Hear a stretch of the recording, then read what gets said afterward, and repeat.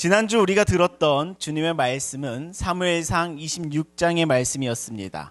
십광야에 머물고 있던 다윗이었습니다. 그리고 다윗의 소재가 파악되자 사울은 3,000명을 데리고 다윗을 잡으러 왔습니다. 다윗의 광야 인생은 이렇게 쫓김의 인생이었지요. 쫓기는 삶으로서 헤아릴 수 없는 얼마나 괴로운 삶이었을까요? 다윗은 그 마음을 가지고 늦은 밤 아비새와 더불어 자신을 쫓아온 그 3,000명 사이에 있는 그 사울의 진영으로 깊숙이 침투하였습니다. 그리고 사울이 잠들어 있는 가장 깊숙한 곳에 텐트까지 진입에 성공하였지요. 다윗의 눈에 들어온 것은 사울의 머리맡에 꽂혀 있던 창이었습니다. 그 창을 바라보며 다윗은 얼마나 부들부들 떨려왔을까요? 자신을 죽이려 들던 그 창이 손만 뻗으면 잡힐 거리에 있으며 사울은 또한 세상 모르고 자고 있으니 그 창으로 한 방에 이 쫓기는 삶에서 벗어날 수 있겠지요. 또한 옆에서 아비새 또한 다윗의 마음을 흔듭니다. 하나님께서 주신 절호의 기회입니다. 지금 사울을 죽이시지요. 제가 대신 죽이겠습니다. 라고까지 말합니다. 얼마나 다윗의 입장에서 갈등되는 순간이었을까요? 이때 다윗은 어떠한 선택을 하였었습니까? 사울을 죽였나요? 아니면 사울을 살렸나요? 다윗은 사울을 죽이고 모든 악연을 마쳤습니까? 아니면 살리고 쫓기는 삶을, 광야 인생을 더 지속하기로 선택했었습니까?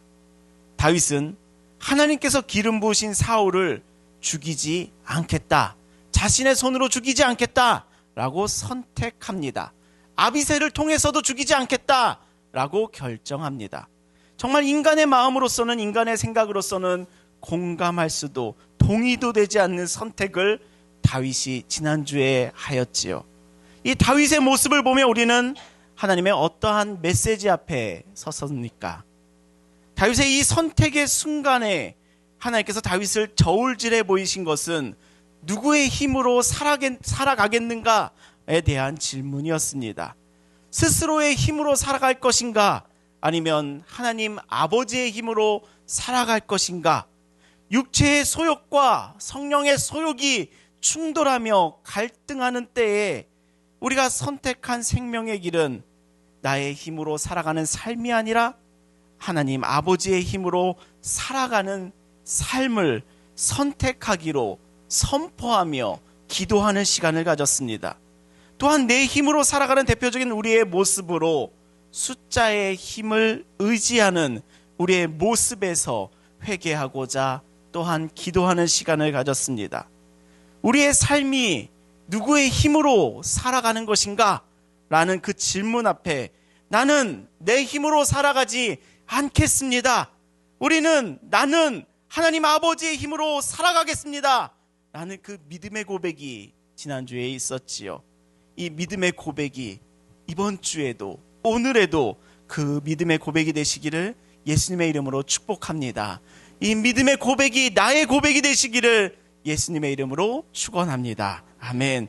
내 힘으로 살아가지 않으며 하나님 아버지의 힘으로 살아가는 우리 좋은 교회 되기를 예수님의 이름으로 축복합니다. 아멘. 오늘 우리가 함께 바라볼 말씀은 지난주에 이어지는 본문입니다. 사울을 죽이지 않고 사울 곁에서 창과 물병만 챙겨 나온 다윗은 다시 조용히 사울의 진영에서 빠져나왔습니다. 그리고 사울의 진영 건너편에 산꼭대기에 서서 이렇게 외칩니다. 사울의 경호원 아브네라, 너는 너의 왕인 사울을 보호하지 않고 무엇을 하고 있느냐? 너는 사울 왕을 보호하지 못한 죽을 죄를 지은 자다. 봐라, 사울의 창과 물병이 여기 있다. 라고 다윗이 외칩니다. 이 소리에 사울도 그 다윗의 목소리를 알아듣습니다. 우리 17절과 18절에서 사울이 어떻게 응답하는지 한번 같이 살펴보겠습니다. 같이 읽겠습니다. 시작. 사울이 다윗의 음성을 알아듣고 이르되, 다윗이 이르되 내 주 왕이여 내 음성이니이다 하고 또 이르되 내 주는 어찌하여 주의 종을 쫓으시나이까? 내가 무엇을 하였으며 내 손에 무슨 악이 있나이까? 아멘. 사울이 다윗의 목소리를 알아듣고 이렇게 이야기하죠. 나의 아들 다윗아, 내 아들 다윗아 라고 부르짖습니다. 아니 이게 대체 무슨 상황일까요? 다윗을 잡으러 왔는데 다윗의 목소리를 들으니 내 아들아, 내 아들 다윗아 라고 말하고 있으니 뜬금없게 느껴지며 이건 또 뭐지? 이건 무슨 말을 하고 있는 상황이지? 라고 하는 의문이 듭니다.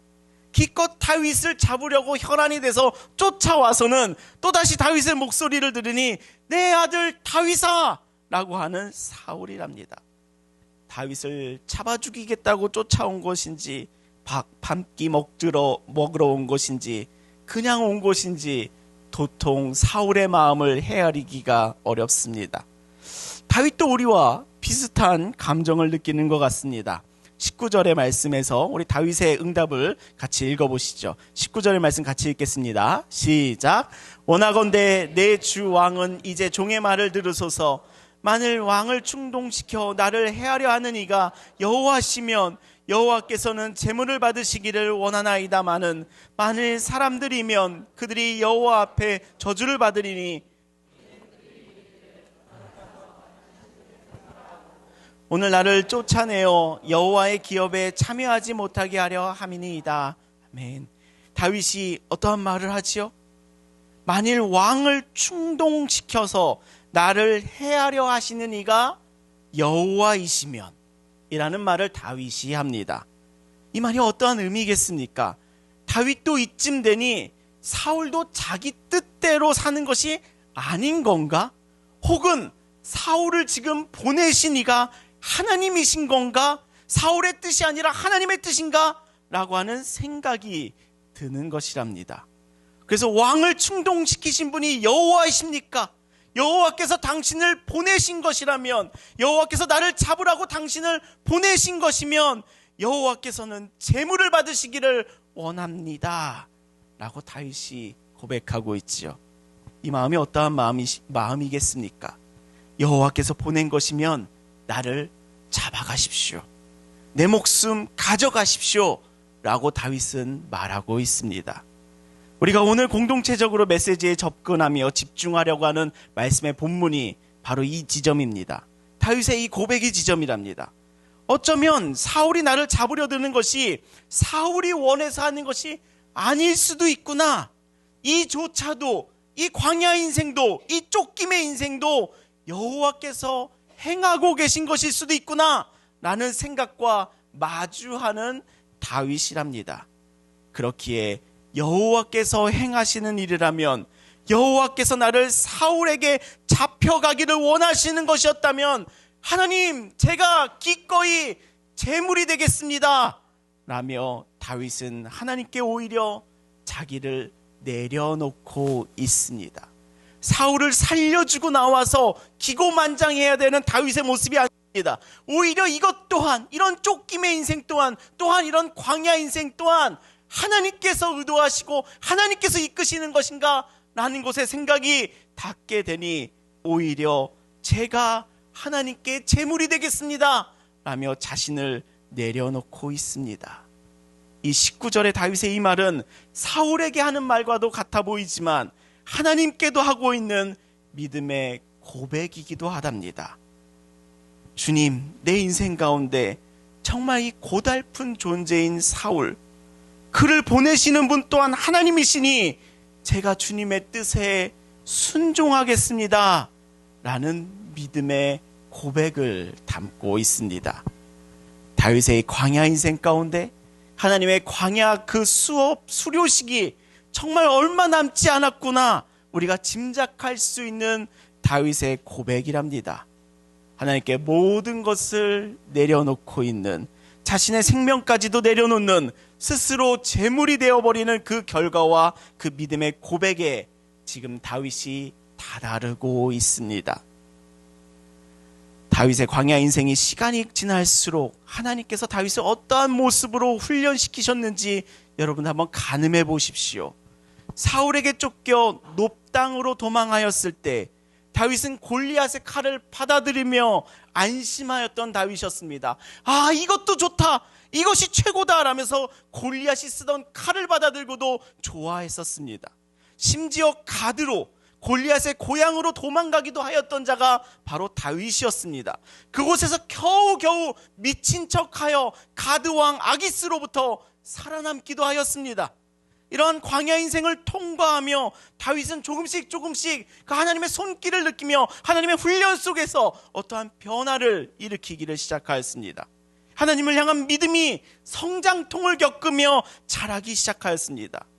그러니 드디어 엔게디 광야에서 다윗은 사울을 보며 죽이지 않고 살려주며 그의 겉옷자락을 살짝 베어내며 사울을 죽이지 않기로 선택하였습니다. 죽일 수 있는 그 기회를 또한 내려놓는 모습이 다윗의 모습이 되었었지요. 나발과의 문제로 잠시 분노에 휩싸여 복수하고자 하였었지만 아비가일의 목소리를 통하여 전하여진 그 하나님의 그 마음 앞에 다윗은 영혼의 회복을 더욱 또한 경험하기도 하였습니다. 이와 같이 다윗의 광야 인생 가운데 여러 굴곡을 경험하며 여러 어려움을 경험하며 다윗은 하나님의 힘을 의지하는, 하나님의 뜻에 순종하는 사람으로 변화와 성장을 시작하고 있었습니다. 그리고 이번에도 십광야에서 다윗은 또다시 사울을 살려주었습니다. 그리고 다윗은 하나님 앞에서 사울을 보내신 것이 하나님의 뜻이면 그 뜻에 순종하겠습니다, 내 목숨마저도 제물로서 내어놓겠습니다 라며 내려놓음의 믿음을, 순종의 믿음을 다윗이 고백하는 지점에 이르고 있습니다. 광야 인생 가운데서 다윗을 향한 농부 하나님의 그 가지치기가 계속되고 있었던 것이지요. 그리고 그 가지치기가 계속되니 하나님의 뜻이라면 자신을 내려놓는 순종의 믿음까지 가진 다윗의 모습으로 다윗은 많이 변화하였습니다. 이 한 장면을 통하여 여러분들과 나누길 원하는 메시지는 이것입니다. 우리들의 결국의 신앙의 종점은 순종이다 입니다. 결국 우리가 도착해야 되는 그 신앙의 최종장은 바로 순종입니다 입니다. 우리들의 신앙의 성장점을 이루어가면서 성장함에 따라 어디까지 성장하는가 라고 했을 때 바로 이 순종의 자리까지 우리가 성장해 나가야 될 줄을 믿습니다. 여러분들 바울의 인생을 떠올려 보십시오. 예수를 따르는 제자들을 잡으려고 혈안이 되어 멈추지 않는 발걸음으로, 씩씩거리는 어깨로, 사람 잡을 먹을 눈빛으로 제자들을 쫓던 바울이었습니다. 그런 그가 예수님을 만나며 주님의 돌봄이 시작되니 결국은 어떠한 믿음을 고백하기에 이르렀는지 아십니까? 고린도후서 13장 9절의 말씀을 보면요, 우리가 약할 때에 너희가 강한 것을 기뻐하고 또 이것을 위하여 구하니 곧 너희가 온전하게 되는 것이니라. 아멘. 예수님을 인정할 수 없는 하나님을 향한 항명감을 가지고 있었던 그 바울이었습니다. 그랬던 그가 약할 때가 오히려 강함입니다 라고 하는 믿음의 고백의 지경에 이르게 되지요. 내가 약해도 괜찮습니다. 내가 약해도 괜찮습니다. 주님께서 강함이 되시니까요, 자신보다 더 주님이 우선순위가 되는 순종의 최종 자리에 도착하게 되었지요. 성경에 많은 하나님의 자녀들이 도착하였던 신앙의 종지부는 바로 순종이랍니다. 다윗도 하나님의 그 광야 스쿨의 수료증으로서 순종을 받고 있습니다. 예수님도 하나님의 뜻을 위하여 죽기까지 순종의 모습을 사셨지요. 바울도 복음을 위하여 돌에 맞아 죽기까지 버려졌을지라도 하나님의 뜻을 위하여 순종하는 삶이 바울의 최종적인 믿음의 삶이었습니다. 우리 사랑하는 좋은교회 성도 여러분, 믿음의 총착역이, 믿음의 종지부가, 시험의 끝판왕이 바로 순종임을 바라보시기를 바랍니다. 끝내 우리가 순종이라는 종착역에 도착하고 있는 이 다윗과 같이 끝내 순종이라는 종착역에 우리가 도착하기를 예수님의 이름으로 축복합니다. 아멘. 19절의 말씀 가운데 드러난 다윗의 믿음은 무엇에 순종하는 삶이었습니까? 율법에 순종하는 삶이었을까요? 하나님의 뜻에 순종하는 삶이었습니다. 순종이라는 단어는 마음에 불만이 있어도, 이해함이 없어도, 해석되지 않아도 그냥 입 닫고 행하는 것을 순종이라고 하지는 않습니다. 내가 공감하지 못할지라도 입 닫고 행하는 것은 복종이라고 합니다. 순종과 복종은 비슷한 이미지를 가지고 있는 단어이면서도 땅의 언어와 하늘의 언어로 비유할 만큼 천지 차이가 나는 것이 바로 순종과 복종의 차이랍니다. 복종이라는 단어는 저는 땅의 언어로 분류합니다. 저의 해석이랍니다. 복종이라는 것은 해라 하니 하는 것이랍니다. 마음은 원치 않았지만, 공감되지 않았지만, 딴 마음을 품었지만 하라 하셨으니 합니다 라고 하는 뉘앙스로 복종을 여러분과 나누겠습니다. 이러한 복종의 신앙이 율법주의의 신앙입니다. 하나님과의 마음의 교제함은 생략된 채 하나님이 하라 하셨으니까 나의 마음이 원치 않지만 그래도 합니다. 이러한 신앙이 율법주의의 길이랍니다.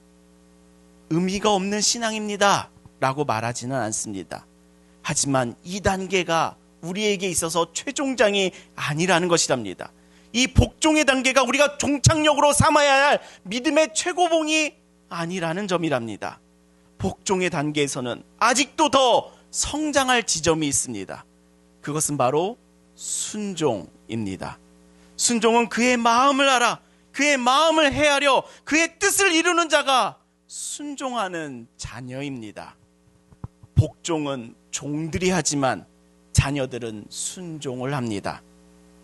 아버지의 마음을 아는 자녀는 아버지의 말이 A를 하라 하였을지라도 그의 마음과 뜻을 아니 A 플러스도 하고 A2 플러스도 하고 A 마이너스도 하고 A 다시도 등등 다양하게 더 확장하여 행한답니다.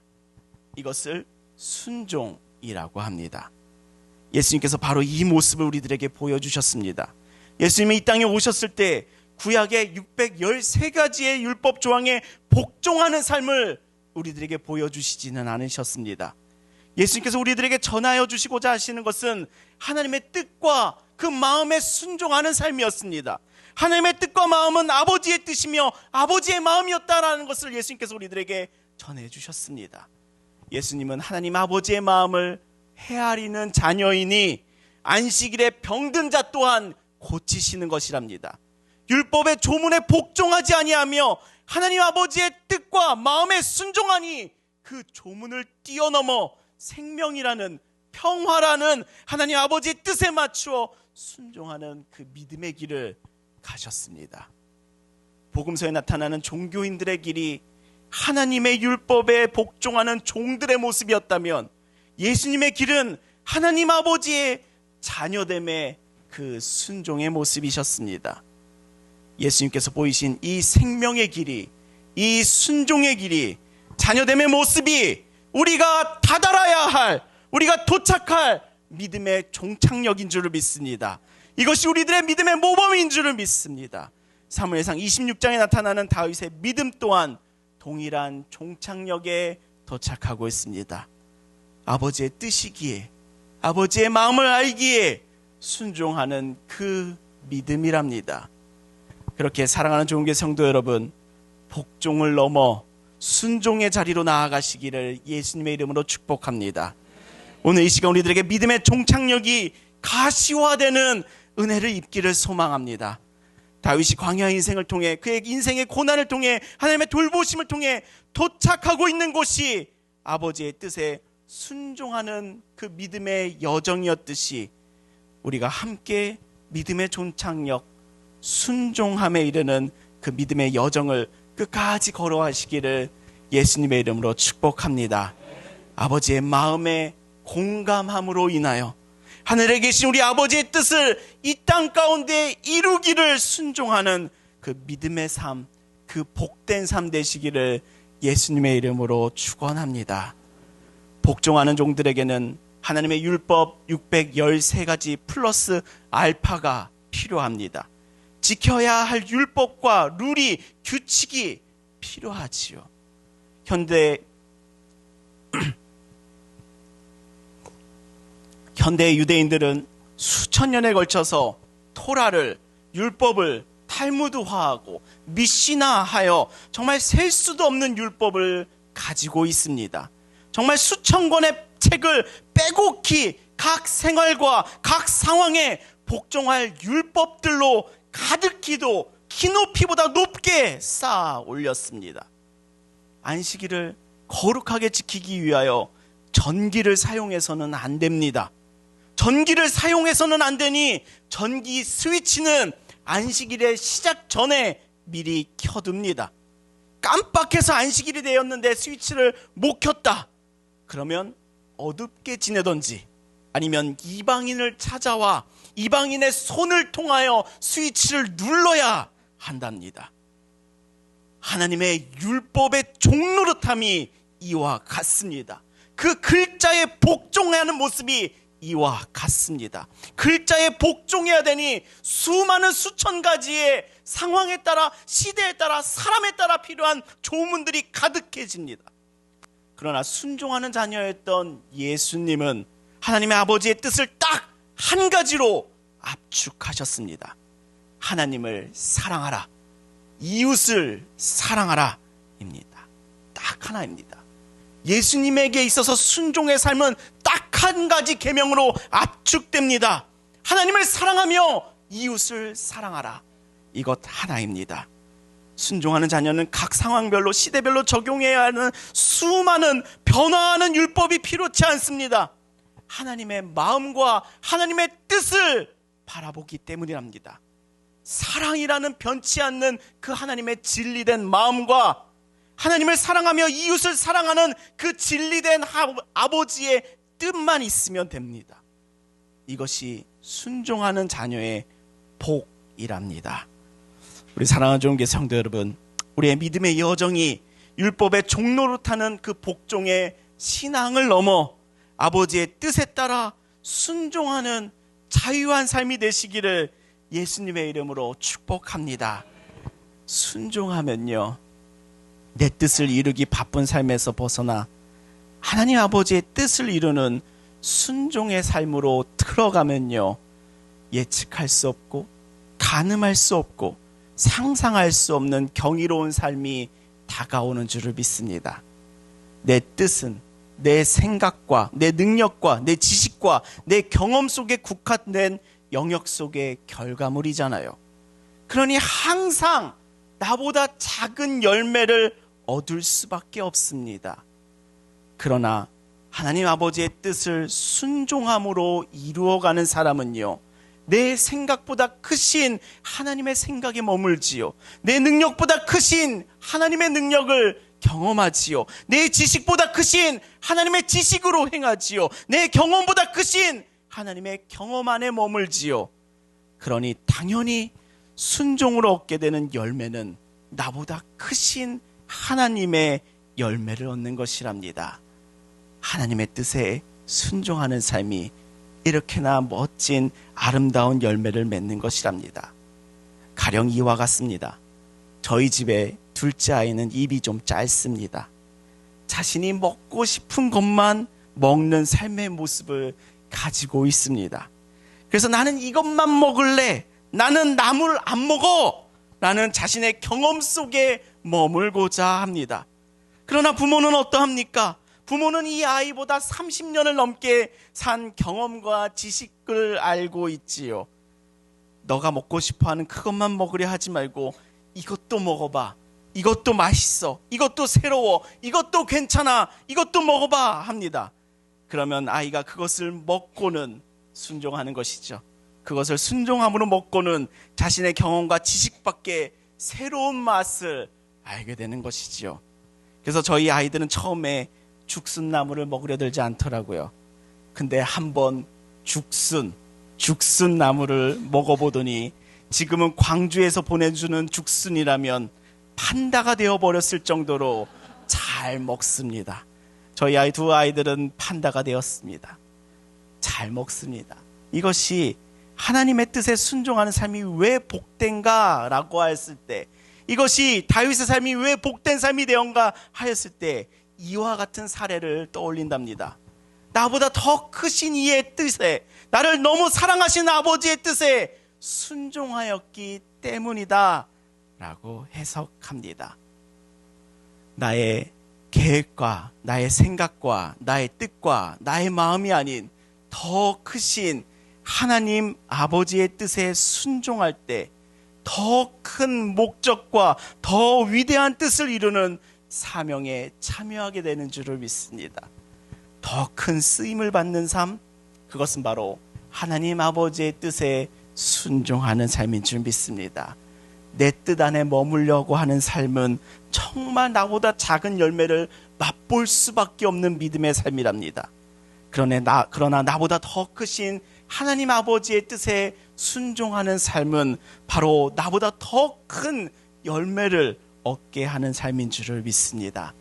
우리 사랑하는 좋은교회 성도 여러분, 나보다 더 크신 하나님 아버지의 뜻에 복종을 넘어 순종하는 삶으로 나아가시기를 예수님의 이름으로 축복합니다. 아멘. 저는 저보다 더 큰 하나님의 쓰임받는 삶을 다음과 같은 순종의 삶으로 나아가고 있습니다. 저는 사람들 앞에서 말을 하는 은사가 없습니다. 사람들 사이에서 인도하고 이끌고 분위기를 주도하는 사람이 아니랍니다. 준비되지가 않으면 사람들 앞에서 무언가를 하기가 참 어렵습니다. 계획 있게 준비되어 있지 않으면 불안하고 어려워서 실패하는 사람이랍니다.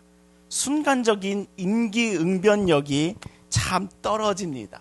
말의 영역에서 특별히 더 그렇습니다. 준비되지 않은 말을 사람들 앞에서 하면은 꼭 실패할 때가 참 많습니다. 그래서 수요일에 이 40분에 이르는 설교, 월요일 밤, 화요일 하루 종일, 수요일 하루 종일 원고에 매달려 있습니다. 이 원고에 몰두해야 됩니다. 그런 사람이랍니다. 그리고 그런 자리에 오기까지, 이 자리에 서기까지 꽤나 떱니다. 제가 또한 강의 인도도 많이 하는데요. 토요일에는 양육 모임이 있고, 주일에는 새목장 모임도 있고, 사역반 목자 모임도 있고, 금요일에는 목장 모임도 있고, 주일에는 청년 목장 모임도 인도합니다. 그 모든 내용들을 미리미리 플롯을 짜고 준비하고 합니다. 준비가 필수적인 사람이랍니다. 그리고 준비된 범위에서 벗어나는 것을 정말 힘겨워합니다. 그래서 준비 단계에서 하나님의 뜻을 알기에, 하나님께 순종하기에 몰두합니다. 그런 제가 그렇게 준비를 해서 현장에 서면요, 하나님께서는 그 원고를 무시하라 하실 때가 있습니다. 이 원고를 무시하고 내가 지금 너에게 주는 말을 전하라, 그 말을 해라 하실 때가 있습니다. 준비한 게 지금 합당하지가 않다라는 마음을 주실 때가 있습니다. 그때 정말 난감하지요. 아니 왜 이제 와서 하나님 이러시면 너무 곤란하죠 라고 하는 마음이 듭니다. 그런데요, 그렇다고 그 뜻에 순종하지 않을 수가 없습니다. 왜냐하면 하나님의 뜻은 나의 뜻보다 더 큰 뜻을 품고 계시기 때문이랍니다. 원고를 끊고 그 뜻에 순종하기도 하는데요, 그러면요 더 큰 놀라운 은혜를 경험하곤 합니다. 내가 준비했던 그 어떤 결과보다, 내가 기대했던 그 어떤 결과보다 뜨거운 기도가 뒤따라오더라고요. 내가 준비한 원고로 다 했는데 뜨거운 기도가 안 따라올 때가 있습니다. 그런데 그 원고에서 벗어나 하나님께서 주시는 그 마음을 가지고 다가갔을 때 더 뜨거운 기도가 따라오는 것을 경험하게 되더라고요. 함께하는 분들의 하나됨에 그 일체감이 충만해지는 것을 경험하더라고요. 그리고 변화되는 열매를 또한 경험하게 하십니다. 그 말씀을 붙잡고 한 주간을 그 말씀에서 살아보고자 애쓰셨던 분들의 간증을 또한 듣게도 하신답니다. 나를 넘어서는 더 큰 쓰임을 받는 그 열매가 순종함에 있습니다. 나를 넘어서는 더 큰 쓰임을 받는 열매가 어디 있느냐라고 물으신다면 내 작은 마음과 내 작은 생각 속과 내 작은 능력 가운데 있지 않고 더 크신 하나님의 생각과 더 크신 하나님의 능력과 더 크신 하나님의 뜻에 있는 줄을 믿습니다. 우리 사랑하는 좋은교회 성도 여러분, 그러니 더 큰 쓰임과 더 큰 열매를 바라시며 순종의 자리로 나아가시기를 예수님의 이름으로 축원합니다. 나의 능력 안에 머물러 있는 것을 순종이라고 여기지 마시고요, 내 능력 밖에 하나님의 그 뜻에 순종하는 것이 순종임을 바라보시며 그 뜻에 순종할 때에 더 큰 하나님의 능력과 더 큰 쓰임과 더 큰 열매를 바라게 될 줄을 믿사오니 그곳으로 나아가시기를 예수님의 이름으로 축복합니다. 아멘. 막상 순종은 알겠으나 나보다 더 큰 쓰임에 있기에 순종의 삶이 우리에게 도전이 되는 것이 사실입니다. 부담이 되고 하고 싶지 않고 피하고 싶은 마음이 듭니다. 내 영역 바뀌기 때문이랍니다. 하나님의 뜻은 나의 익숙함의 영역 밖에 있기 때문이랍니다. 그렇게 아버지의 뜻에 순종함보다 내 뜻 안에서 하나님을 믿겠습니다 라고 하는 신앙의 모습이 지금의 우리들 가운데서는 정말 많이 나타난답니다. 내 뜻 안에서 하나님을 믿겠습니다 라고 하는 그 신앙은요, 여전히 나는 수많은 잎을 세상 가운데 펼치며 나는 이렇게 무성한 잎을 가졌어 라고 자신을 드러내고 싶은 자기의 욕망이 가득하기 때문이죠. 열매 맺는 것은 자신의 생명을 쏟아야 하는 것이기에, 생명을 써야 하는 것이기에 나를 내려놓는 수고가 있어야 하기 때문에 막상 순종의 열매를 맺는 것은 원치 않아 합니다. 오히려 남들 보기에 좋을 무성한 잎사귀를 더 많이 펼치고 싶은 것이 우리들의 육체의 소욕이기도 하답니다. 교회를 다니며 신앙을 통해 얻고 싶은 것은 순종함의 열매가 아니라 내가 무성한 잎사귀를 갖고 싶은 그 바람이 더 적나라하게 많습니다. 그러니 순종은 지금의 시대 가운데 고리타분한 주제가 되어가고 있답니다. 우리 사랑하는 좋은교회 성도 여러분, 우리의 관심이, 우리들의 바라보는 지점이, 우리들의 신앙이 나의 잎사귀가 아닌 열매 맺는 삶으로 그 목적이 바뀌기를 소망합니다. 내가 나의 잎사귀를 바라보며 살아가는 것이 아니라 내가 열매를 바라보는 삶이 되기를, 시선이 바뀌기를 예수님의 이름으로 축원합니다. 열매 맺는 하나님의 뜻에 순종하기 위하여 나의 잎사귀는 최소한으로 생존만 갖추면 됩니다. 이런 마음이랍니다. 주님, 나는 잎사귀를 원치 않습니다. 사람들 앞에 보여줄 나의 잎사귀를 원치 않습니다. 나는 내가 없어질 열매를 원합니다. 나는 순종의 열매를 원합니다. 나는 신앙의 야성이 우리들 가운데 살아나기를 소망합니다.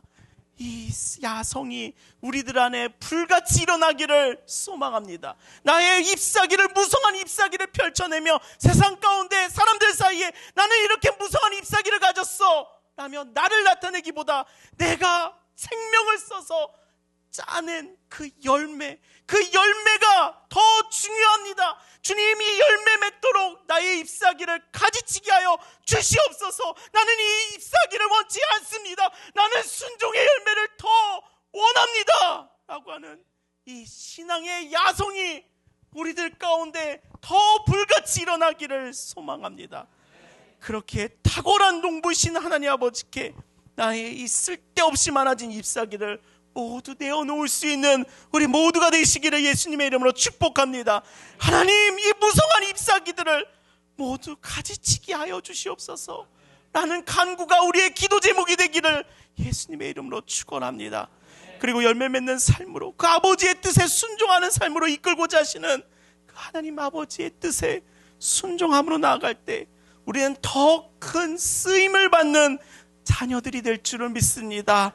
순종하심으로 하나님의 크신 뜻에 쓰임받는 귀한 자녀됨의 삶으로 나아가시기를 예수님의 이름으로 초대합니다.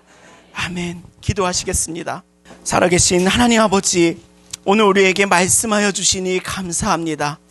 하나님의 뜻을 이루는 순종의 삶에 우리를 이끌어 주시는 아버지의 사랑과 지혜에 깊은 감사를 드립니다.